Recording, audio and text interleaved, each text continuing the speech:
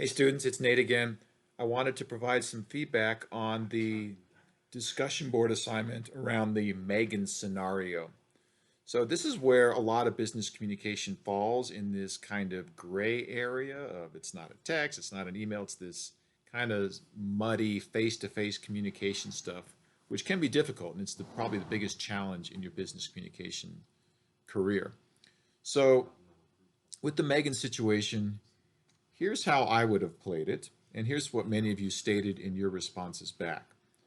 Before I rolled out this new initiative to this new department where everybody's eyeballing me as a new manager, I would probably have spent the first week or so getting the lay of the land and getting familiar with all of the different employees in my department. And I would have quickly identified that Megan's informal leader within the department. And knowing that, I would have pulled her aside and spoken to her about this project before I communicated anything, before I rolled anything out to the rest of the department. So there's a couple advantages there. I get Megan, I communicate with Megan about the idea. She gives me her concerns and negative feedback. We resolve those one on one. And then I roll it out to the rest of the staff. And now I have Megan's support, and she's going to help lobby on behalf of this project because she's kind of a bossy person, anyways.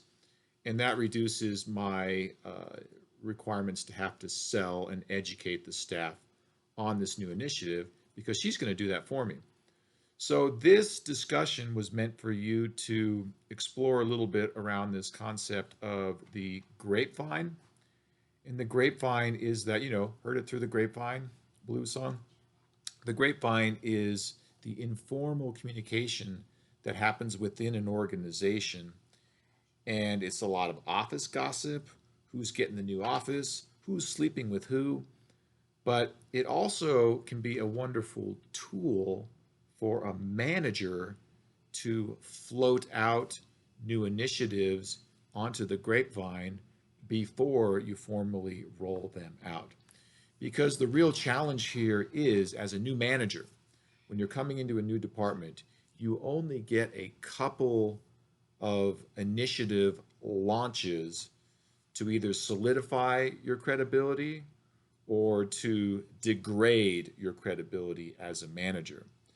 And I've seen it many times with the new manager comes in and they've got a whole bunch of new initiatives and they're ramming them down everybody's throat. People are getting upset, and the top employees in that department are whispering to other folks in the company. And oftentimes that manager ends up going away. So you want to be careful how you roll out new initiatives and how you communicate those to employees. And with the grapevine, what I would probably do is before I rolled it out, number one, get Megan on my side. Number two, kind of get her feedback. So I've kind of floated the idea out to Megan in formal grapevine. She's gossiping about it and talking about it with the other folks in the department. She's coming back to you with their concerns. Nothing's formal yet. And in fact, you've probably asked her to not communicate this formally, but just getting some ideas.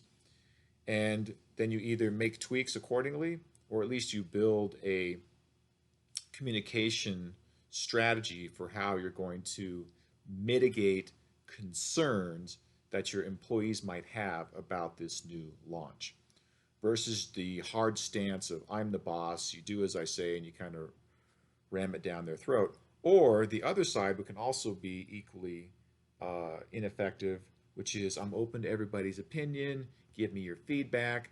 And when you roll something out and then have to make changes repeatedly based on employee feedback, that doesn't position you as a strong manager either. When you roll something out and when you communicate that rollout, you want it to be rolled out successfully the first time and have the support of the department the first time. That is good communication strategy, and that's what's going to help you advance in your career and not have to make changes, re-roll things out, and really over empower your employees to where they think it's an open door policy. We can come in and complain about things and change things all the time. That's a road to misery for you as a manager.